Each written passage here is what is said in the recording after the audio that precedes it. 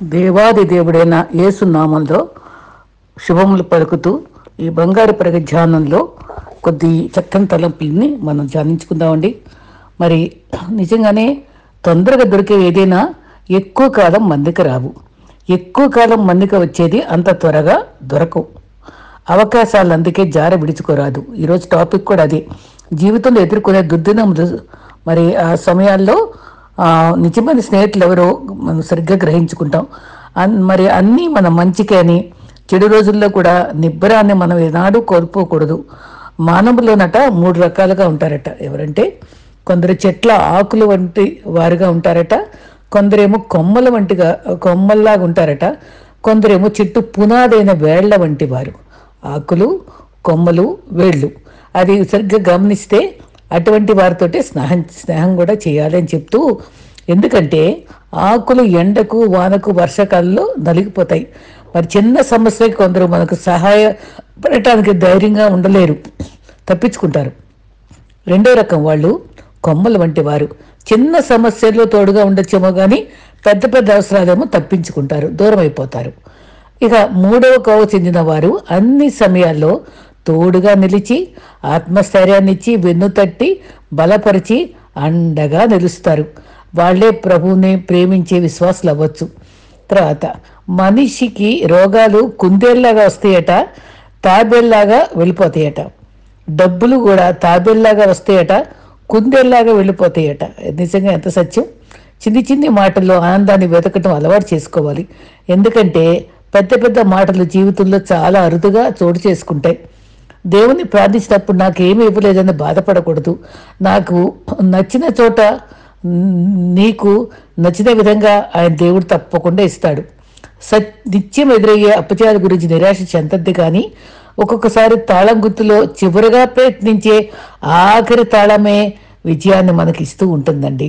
ఈ చిన్న తలంపులు మనకి ఆలోచించుకుంటూ మరి ఒక చక్కని అంశాన్ని మనం తీసుకుందాం. అదేంటంటే దేవుడు మనకిచ్చే అవకాశాలను ఎలా వాడుకోవాలి, అది ఎంత చక్కగా ఉపయోగించుకున్నటువంటి వ్యక్తులు ఎవరు అనేది, అది మనం ఎలా అనుకరించాలి అనేది చూసుకుందాం. దేవుడు ఇచ్చిన ప్రతి అవకాశాన్ని సమర్థవంతంగా వినియోగించుకోవడం. అయితే అలా వినియోగించుకుని విజేతలైన వాళ్ళకి ఏం జరుగుతుంది అంటే, ప్రకటన 3:5 జయించువాడు తెల్లని వస్త్రం ధరించుకుని జీవగ్రంథం అతని పేరు ఎంత మాత్రం తుడుగుపట్టగా నా తండ్రి ఎదుట దూతల ఎదుట నీ పేరు ఒప్పుకుంటాడంట మన గురించి. అయితే మరి హెబ్రీ 11లో కొందరు పేర్లు చెప్పారు. గిద్యోను, బారాకు, సంసోను, యెఫ్తా, దావీదు, సమూయేలు గురించి వివరించడానికి సమయం చాలదు. ఈ ఇంత గొప్ప గొప్ప వ్యక్తుల మధ్య యెఫ్తా ఉన్నాడండి. అది అతి సామాన్యుడు, మరి చరిత్ర లేనివాడు. అటువంటి యెఫ్తాని దేవుడు ఎట్లాగా అవకాశం ఇచ్చి మరి తను ఉపయోగించుకుని ఆ విలువైన అది మరి ఆ అవకాశం వాడుకోవడం వల్ల న్యాయాధిపతిగా ఆ స్థాయికి ఎదగటం ఎంత గొప్ప సంగతో అది మనం తెలుసుకుందాం. అది రాజ్యాలు అలా అదే చక్కగా విశ్వాసం ద్వారా ఏం చేశారనేది మనం పైపై చదివేస్తాం కదండి. స్పష్టంగా ఆలోచిస్తే ఎంత అద్భుతమైన అనుభవాలు ఉన్నాయండి. వాళ్ళంట రాజ్యాన్ని జయించారు, నీతికారాలు చేశారు, వాగ్దానాలు పొందారు, సింహపు నోళ్లు మూయించారు, అగ్నిబలం చల్లార్చారు, ఖడ్గదారాలు తప్పించుకున్నారు, బలహీనులుగా ఉండి బలపరచబడ్డారు, యుద్ధములు పరాక్రమశాలుగా మరి అన్యజనుల సేనలు పారద్రోలారు, తిరస్కారం అనుభవించారు, రాళ్లతో కొట్టబడ్డారు, రంపములతో కోయబడ్డారు. నిజంగానండి, అన్ని శ్రమలు మనం భరించామా? విశ్వాసం ద్వారా సాక్ష్యాన్ని పొందేవారనమాట. అప్పుడు వాక్య భాగాల్లో గొప్ప పాఠాలు ఉంటాయండి. విశ్వాస వీరి జాబితాలో స్టార్ట్ అయింది ఏబేలుతో స్టార్ట్ అయింది. అయితే ఆదాముతో అవ్వాలి కదా. ఆదాము లెక్కలో కూడా లేడు. మరి ఆదాము మహోన్నతుడే, ఆయన పేరే లేదు. మానవ జాతికి మూల పురుషుడే, దేవుని కుమారుడే. మరి కొందరు పేర్లు అనుమతించలేదండి. ఎవరైతే విజేతలుగా నుంచుంటారో, గిన్నీస్ బుక్లో ఉందనుకోండి, ఎవరైతే సాధించి నిలబడతారో వాళ్ళ పేర్లు ఉంటాయి కదా. అలాగే ఆత్మీయంగా విశ్వాస జీవితంలో నిలబడిన వాళ్ళ పేర్లే దేవుడు పరిశుద్ధాత్ముడు దానిలో ఎక్కించాడండి. ఒక అతని పేరు యెఫ్తా. అది నిజంగా తన జీవితం ఆశ్చర్యం కలిగిస్తుంది. అది గొప్ప గొప్ప జాబితాల్లో ఒక చిన్ని కరెక్టర్ పొందుపరిచారు. న్యాయాధిపతుల 11 అధ్యాయంలో ఈ వివరాలన్నీ ఉన్నాయి. అది చదువుకుంటే తన యొక్క ఔన్నత్యం బాగా అర్థమవుతుంది. తర్వాత సక్రమ సంతానం కాదు, అక్రమ సంతానం, వైశ్య కుమారుడు. మరి తన సఖీలందరూ తోపు దేశంలో అల్లరి మూకల దగ్గర వాళ్ళందరూ తోసేస్తే అక్కడికి వెళ్ళిపోయి అక్కడ బ్రతికాడండి పాపం, అక్కడ జీవించాడు. మరి వీళ్ళందరూ నువ్వు అక్రమంగా పుట్టావు, మా స్వాస్థ్యంలో మా భూభాగాల్లో నీకు ఏమాత్రం పాలు లేదని తరిమి పడేశారు. ఆ నీతి చరిత్ర గల వ్యక్తిగా తనైతే నీతి మంత్రుల జాబితాలో చేర్చబడ్డాడు. ఎందుకు చేర్చబడ్డాడో గమనిద్దాం. ఎప్పుడో విలువైపడిన వాడే కానీ దేవుడు అతనికి అనుగ్రహించిన అవకాశాన్ని వినియోగించుకున్నాడు. మరి మన జీవితాల్లో మరి బ్రతికిన దివ్యమైన అద్భుతమైన అమూల్యమైన అవకాశాలు దేవుడు మనకి ఇచ్చినప్పుడు మనం దాన్ని ఉపయోగించుకున్నప్పుడు దేవుడు మన జీవ గ్రంథంలో పేరు రాయబడతాయి మనకి. మరి విశ్వాస వీరుల జాబితాలో మరి నేటి తరంలో మనం ఉంటామేమో, జీవ గ్రంథంలో మాత్రం ఖచ్చితంగా ఉంటాం అన్నమాట. ఆ నిరీక్షణ కలిగి ఉండి మంచి అవకాశాలను జాగ్రత్తగా మరి వాడుకుందాం. ఈ అవకాశం దేవుడే యెఫ్తాకి ఇచ్చాడని మంచి జ్ఞానంతో గ్రహించుకున్నాడు. ఎలా వచ్చింది ఆ జ్ఞానం? దేవుని అంట్లో భయభక్తులు కలవారికి జ్ఞానంలో మూలం అన్నారు కదా. ఆ జ్ఞానంతో దేవుని యొక్క చిత్తం గ్రహించాడు. ద్వేషించిన వారే యెఫ్తా దగ్గరికి వచ్చారు, వెతుక్కుంటూ వచ్చారు. మేము నిన్ను ద్వేషించాం కానీ నువ్వు మా కోసం యుద్ధం చెయ్యి అని అడుగుతారనమాట.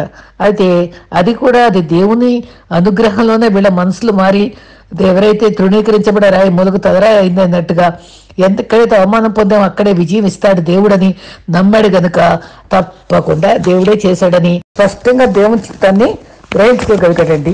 ఆ తర్వాత ఆయన దేవుని ప్రేమను శక్తిని రుచి అనుభవించిన వాళ్ళు ఎవరైనా సరే అంతర్లీనంగా మంచి సహవాసంలో ఎదిగిన వాళ్ళు దాగి ఉండినటువంటి ఆధ్యాత్మిక ఏదో టైంలో ఉపయోగిస్తుంది అని మరవకూడదు. తను గతంలో వాళ్ళ మంచి సహవాసంలో ఎరిగిన అనుభవంలో తిరిగి తను తరువేయబడి అక్కడ చెత్త మనుషుల మధ్య బ్రతికినప్పటికీ ఆ ఆధ్యాత్మిక గుండె లోతుల్లో దాగబడి ఉంది. అయితే అది ఎట్లా ఉదాహరణ అంటే, ఒక చెకుముక రాయి అనే పేరు వినే ఉంటాం. అది బైబిల్లో కూడా ఉంది. అది అగాధంలో సముద్రంలో ఉండే రాయట. అది బయట తీసుకొచ్చి దాని మీద పెట్టాక ఇంకొక రాయి తగిలితే బగ్గున మంట నిప్పు పుడుతుందంట. అది నీళ్ళలోనే ఉన్నప్పటికీ దానికి అంత శక్తి ఉంటుందట. అట్లాగే అంత భయంకరమైనటువంటి వాతావరణంలో పెరిగినటువంటి తరంబడి ఉన్నటువంటి ఆ యెఫ్తా మరి అంత శక్తిగల తలంపులతోటి దేవుని ఆశ్రయించిన అనుభవాలు, దేవుని అనుగ్రహం పొందిన అనుభవాలు నిజంగా చెకుముక రాయి వంటి వాడే. ఆ దివ్య ఆలోచనలు తనలో వచ్చినాయి అన్నమాట. సమయోచితంగా తను వాడబడ్డాడనమాట.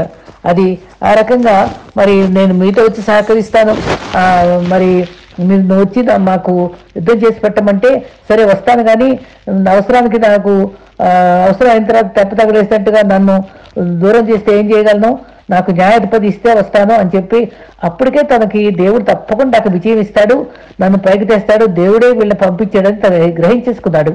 అది దేవునికి నిజంగానే దేవుని బిడ్డలకి అది 6th సెన్స్ ఉంటుందండి. ఆ రకంగా అది ముందుకు అడుగు వేస్తూ వచ్చాడు. అయితే ఇంకొక సందర్భంలో అవకాశాలను వాడుకున్నటువంటి ప్రభు వాడినటువంటి సదుద్దేశంతో పేతురుని మలిచినటువంటి జీవితం గమనిస్తే అసలు దేవునితో యేసుప్రభుతో ఉంటూ కూడా లోతైన అనుభవం లేక ఎవరో తెలియదని అబద్ధం ఆడేశాడు. అయితే కానీ ప్రభు తనకు ఒక అవకాశం ఇచ్చి మేడగదిలో 120 మందితో చేర్చినప్పుడు అక్కడ ఆత్మ పొందిన వాడై ఎంత చక్కటి తగ్గిపోయిన నామకార్థ జీవితాన్ని నుంచి తాను తప్పించబడి గొప్ప విశ్వాసిగా అద్భుతంగా ఆత్మీయ అనుభవంతో తన ఆత్మ పూర్ణుడై కక్కులు పెట్టబడిన పన్నుగల బలమైన ఆయుధంగా నునిపిడి రాయిగా నిజంగా మరి నోటి బూరగా వాడబడ్డాడు. ప్రభు పరిచర్యతో ప్రాణార్పితం చేసి హతసాక్షిగా కూడా చిరస్మరణ అయ్యాడు. అయితే అలా లేకపోయి ఉంటే ఇస్కరియోతు లాగానే మరొక ఇస్కరియోతు తయారయ్యేవాడి. తర్వాత మూడో సందర్భంలో అవకాశాన్ని పేతురు వాడుకున్న అనుభవం అతన్ని ఎంతో గొప్పగా మార్చింది. అదే ఇంకొక సందర్భంలో వ్యభిచారంతో పట్టబడిన స్త్రీకి శాస్త్రులు పరిచయాలు ఎక్కడ మెలుగు పెడదామా, ఎప్పుడు క్రీస్తుని నిందిద్దామా, ఎప్పుడు చంపుతామా అని యోచించే టైంలో అక్కడికి వచ్చిన తర్వాత ఈ అమ్మాయిని ఏం చేద్దాం, ధర్మశాస్త్ర ప్రకారంగా రాళ్ళకుట్టి చంపాలి కదా అంటే ఎంత అద్భుతమైన అనంత శక్తి గల క్రీస్తు చేసినటువంటి నిర్ణయం ఎంత గొప్పదో మనం గమనిస్తాం. అక్కడ తన అనుభవంలో తన్ని అప్పుడు ఏమంటాడు, ఏం ఇప్పుడు ధర్మశాస్త్రాన్ని కొట్టువేయాలా, కృప చూపించాలా, ఈ రెండింటి మధ్య పోరాటంలో అనంత జ్ఞాని నేల మీద రాసినప్పుడు మీ ఎవరు పాపం చేయరో రాయమన్నప్పుడు వారి పాపాలే వారు రాసినప్పుడు సిగ్గుపడి వాళ్ళు పారిపోతారు. రాళ్ళ గుట్ట మిగిలిపోద్ది, వ్యభిచారపడిన రాయి దగ్గర ఉండిపోద్ది. అప్పుడు ఆప్యాయంగా ఎంత ఆప్యాయంగా పిలిచాడండి. నిజంగా మనమైతే ఎంత అసహించుకుంటాం వ్యభిచారుని. అయితే అమ్మా అన్నాడు, నేను కూడా శిక్ష విధిస్తానంటే నేను శిక్ష విధించగలిగిన వాడినే, కానీ నేను శిక్ష విధించను. ఇకను పాపము చేయకు. ప్రభు మనకు కూడా ఇకను పాపము చేయకు అనే అవకాశం ఇస్తున్నాడండి. అందుకని మనం తప్పకుండా మన జీవితాల్లో ఎదుర్కొనే అనుభవాల్లో సరి చేసుకొని మరి ఆయన ఆపర్చునిటీస్ ఇచ్చినప్పుడు వాడుకోవాలి. అయితే మరి దురాత్మలకు ఎన్నో మన అనుభవాల్లో ఎన్నో అద్భుతాలు మన పట్ల చేశాడు. తెగుళ్ళలో కాపాడాడు, అనారోగ్యాల్లో కాపాడాడు. నీకు నాకు మధ్యవర్తిగా నిలబడ్డాడు. ఎన్నో దురాత్మ శక్తులు పోరాడే టైంలో యాత్న పట్టదలుచుకున్నప్పుడు శత్రువుల మధ్య నిలిచి ఉన్నాడు. రాళ్లతో కొట్టదలిచిన వారికి రాళ్ల బారి నుంచి చంపవలసిన వాళ్ళిద్దరి మధ్య క్రీస్తు నిలిచినట్టే, ఆమెకి రాళ్ళతో కొట్టిన వాళ్ళకి మధ్య క్రీస్తున్నట్టే మనల్ని కూడా ఎన్నో అనుభవాలు రక్షించాడని గుర్తుపెట్టుకుందాం. ఎన్నో రకాల బాధల నుంచి మనం తప్పించాడు. ఇంకొక సందర్భంలో కూడా చెట్టును నరకకుండా ఇంకొక సంవత్సరం ఛాన్స్ ఇమ్మని చెప్పినట్టుగా ఇంకొక అవకాశం ప్రభు మనకి మన జీవితాల్లో జరిగిన అవకాశాలు పోయినా కొత్త అవకాశం ఇచ్చినప్పుడు దాన్ని మనం వాడుకునే వాళ్ళగా ఉండాలి. తను కూడా ఇప్పుడు యెఫ్తా మళ్ళీ జ్ఞాపకం చేసుకుంటే మిస్సాలో తన పరిస్థితి అంతా 11వ అధ్యాయం న్యాయాధిపతుల్లో ఉందండి. అదోసారి చదువుకుందాం. తర్వాత పరిస్థితి అంతా దేవుని దగ్గర హృదయం కొమ్మరించుకుని చెప్పుకున్నాడు. అక్కడ మనం కూడా దేవుని దగ్గర అన్ని మనసు విప్పి చెప్పదలుచుకుంటే మంచిగా మరి పాపభూయిష్టమైన లోకంలో ఆధ్యాత్మికత ఉన్నత స్థితికి ఆయన మరి మనల్ని తప్పకుండా నిలబెట్టుకుంటాడు. ఎన్నిసార్లు ఓడిపోయినా పోరాటంలో మనకు గెలుపునిస్తాడు. తప్పు ఒప్పుకునే అనుభవం మనకు మాత్రం ఉండాలని దేవుడు జ్ఞాపకం చేస్తున్నాడు. వ్యక్తిగతంగా మరి దేవుని దగ్గర చెప్పుకోవాలి. అప్పుడు మనం ప్రభుని మన నడకలో, పడకలో, మాటలో అన్నిట్లో కూడా స్థితిని మార్చే దేవుడు. మనం దేవునిలో నిలుద్దాం, గెలుద్దాం, జయిద్దాం, మరి ఫలిద్దాం. ఈ మాటలు 4 మన నినాదాలుగా ఉండాలి. కప్పుకోకుండా పాపాలను ఒప్పుకొని కనుగరం పొందుదాం. యెఫ్తా గొప్ప ధన్యత పొందాడు. మన స్థితి అంతా చెప్పుకున్నాడు, శుద్ధీకరించాడు. యెఫ్తా వలె మంచి అవకాశాలని కాపాడుకోవాలి. అందరం పాపులమే, కానీ ప్రభు మేమందరం పాపులమే అంటంగా నేను పాపిని మన వ్యక్తిగతంగా మనం ఒప్పుకొని సరి చేసుకోవడం కూడా చాలా అవసరం. పరలోకం మనలో మనకి జీవగ్రంథంలో పేరు రాయబడాలంటే మన అనుభవాలన్నింటినీ మనం సరి చేసుకుని దేవుని దగ్గర ఆశీర్వాదం పొంది ఇకనో పాపం చేయకు అనిపించుకొని మనకు మంచి అవకాశాలు యెఫ్తా వలె వివేకంతో నిలబడి మన జీవితంలో విజేతలు అవుతామండి. ప్రభు కృప మనతో ఉండుగాక. చాలా చక్కటి పాట. ఇదిగో దేవా నా జీవితం అపార మస్తకం నీకు అంకితం. ఎంతో విలువైన పాట అండి. అది విలువైన భావం. అది మనం ధ్యానిద్దాం. ప్రభు కృప మనతో ఉండుగాక. ఆమేన్.